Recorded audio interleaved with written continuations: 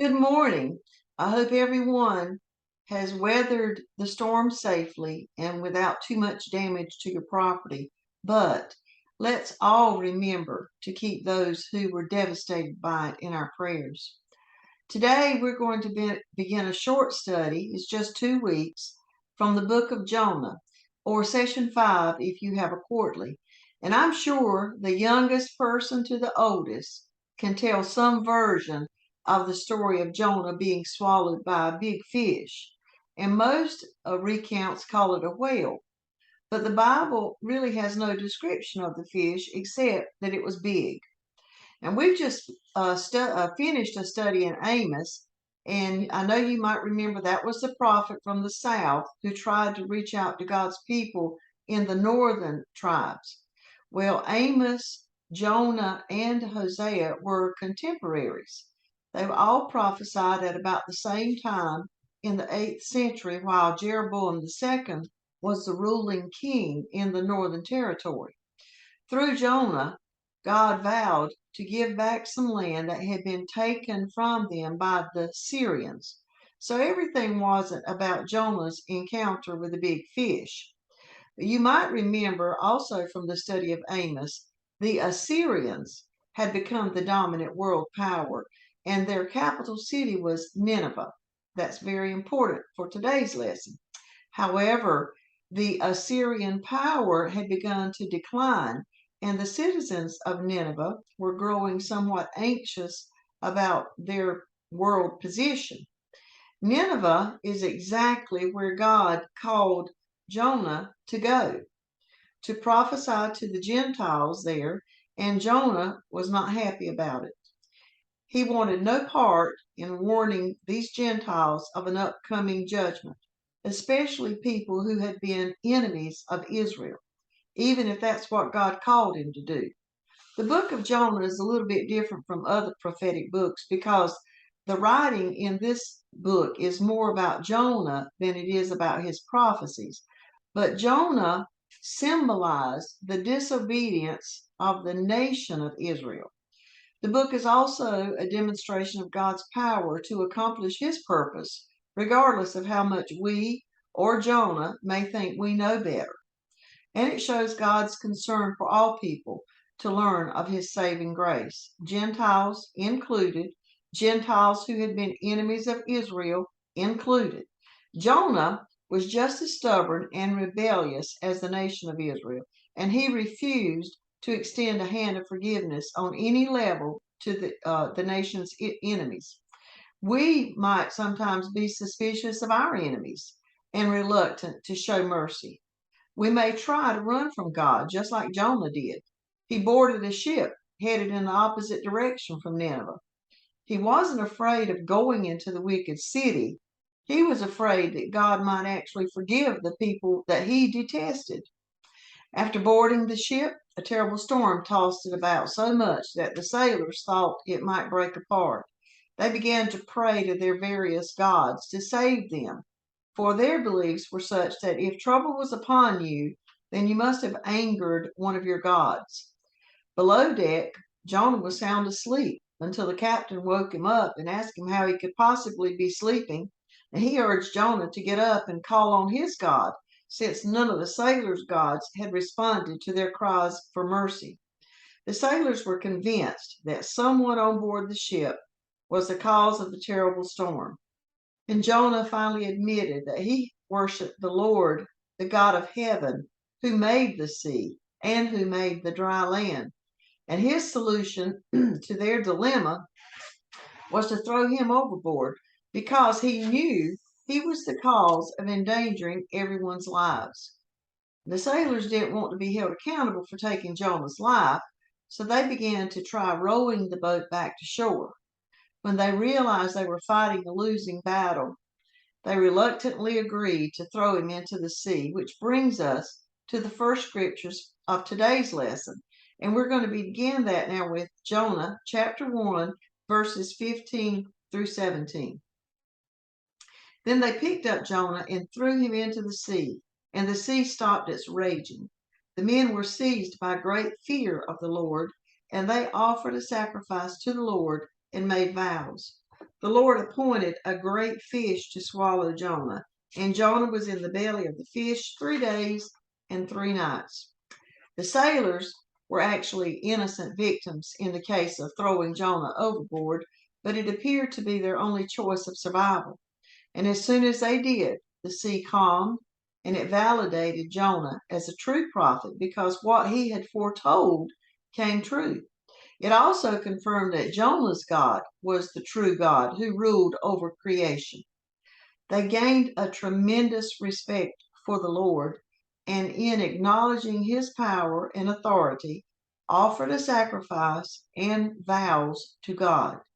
Now, it's hard to say if their response to God was genuine and lasting because people have a tendency to cry out to God in times of trouble, and then they forget their vows when circumstances turn to better situations. On the other hand, Jonah may have thought that going overboard would end his life and permanently release him from God's calling that he didn't want to fulfill. It did not. God intervened with a fish large enough to swallow him. It's been called a whale, probably because that's a large creature of the sea, but the type of fish really doesn't matter. It may have only existed for that one mission, as far as we know. For sure, a sea creature was a strange rescue method, but it served as God's agent, and it kept Jonah safe inside for 3 days and nights. It was ironic that the sea, the wind, and the fish obeyed God's calling, while his prophet did all he could to run away and to disobey. Now, for the next scriptures and a look at how Jonah spent his time inside the fish, we'll go to chapter 2 and read verses 1 through 4. Jonah prayed to the Lord his God from the belly of the fish. I called to the Lord in my distress, and he answered me. I cried out for help from deep inside Sheol. You heard my voice. When you threw me into the depths, into the heart of the seas, the current overcame me. All your breakers and your billows swept over me. And I said, I have been banished from your sight, yet I will look once more toward your holy temple. So Jonah prayed. He called to the Lord and cried out for help. We don't know how long he was inside the fish before he started praying, but his prayer did appear to be an appreciation of God's deliverance. You would expect to hear something about his repentance for trying to avoid the mission that God gave to him, but that didn't exactly seem to happen. His prayer mostly reflected on past deliverances, and since it was written in the past tense, was of course recorded after he was released onto the dry land. But it was a true reflection of the emotions that he was feeling inside the fish's belly. In the Hebrew language, the belly of the fish was in a female form, comparing that belly to a womb that protects and nurtures, because that's exactly what the belly of the fish did. It protected him and it nurtured him. The original language didn't present the fish as being an instrument of punishment, but it was a deliverance from death. Jonah called out uh, from what he considered to be Sheol, the depths of death. But he didn't know God's future plan for him at that time. He gave God credit. He didn't blame him, but he gave him credit for getting off the ship. The sailors actually did the physical act. We know that. But Jonah knew that God was the one who was orchestrating every move of the wind, the water breaking over the boat, and now his time to contemplate inside this fish. He had wanted to run away from God, and it seemed like at that moment God was allowing him to have his way. Sometimes we want to have our way, but we don't want God to back away from us. And he may have felt really alienated from God, but God hadn't banished him. When we're rebellious or disobedient to God and we feel a sense of disconnect, that's not God, it's the result of our own actions. Well, for Jonah and his situation at that moment, his hope was to see God's holy temple. And he was not talking about the temple in Jerusalem. He was talking about the heavenly dwelling place of God because he felt like death was imminent. But sadly, God had called him to Nineveh, not to his temple. In the following scriptures, Jonah recounted his nightmarish plunge into the sea. He referred to the uselessness of idols, and he renewed his promise to fulfill his vows. So we'll read now verses 5 through 10. The water engulfed me up to the neck. The watery depths overcame me. Seaweed was wrapped around my head. I sank to the foundations of the mountains. The earth's gates shut behind me forever. And then you raised my life from the pit, Lord, my God. As my life was fading away, I remembered the Lord, and my prayer came to you, to your holy temple. Those who cherish worthless idols abandon their faithful love. But as for me, I will sacrifice to you with a voice of thanksgiving. I will fulfill what I have vowed. Salvation belongs to the Lord. And then the Lord commanded the fish, and it vomited Jonah onto dry land. As soon as Jonah was thrown overboard, the waters went up to his neck. And as he sank, the water covered his head. He descended farther into the dark water, and seaweed wrapped around him. You can imagine the fear he felt at that moment. He reached the base of the undersea mountains, and all hope was gone from him. There was no turning back. There was no rising above the water to gasp and catch his breath. And his path to death was destined. At least that's what he thought. From the time that he set foot on the boat until this very moment, Jonah had been running in the wrong direction. And as his life was fading away, he remembered the Lord, and God heard his prayer. The only one who could save Jonah reached down and grabbed him from death. Like the sailors who offered sacrifices and vows to God, Jonah recommitted himself to fulfill what he himself had vowed.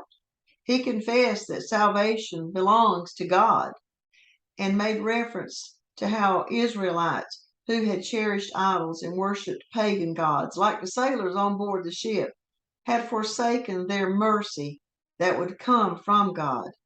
And just as the Lord appointed the fish to swallow Jonah, he commanded it to release him on dry land.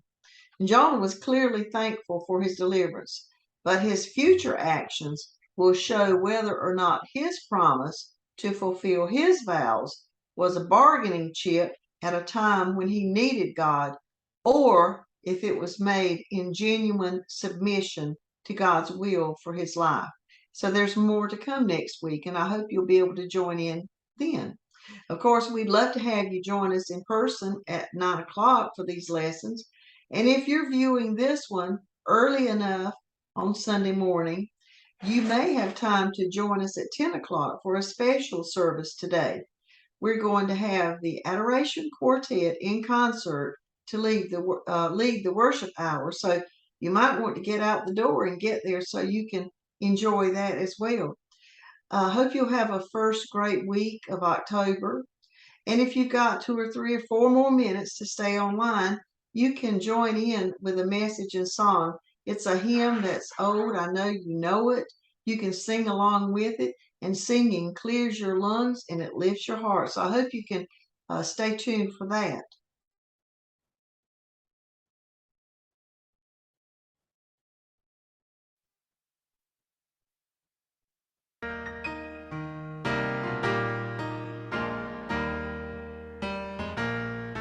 When we walk with the Lord in the light of His Word, what a glory He sheds on our way.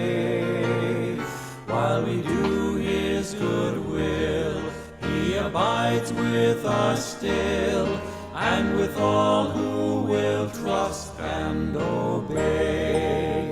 Trust and obey, for there's no other way to be happy in Jesus but to trust and obey.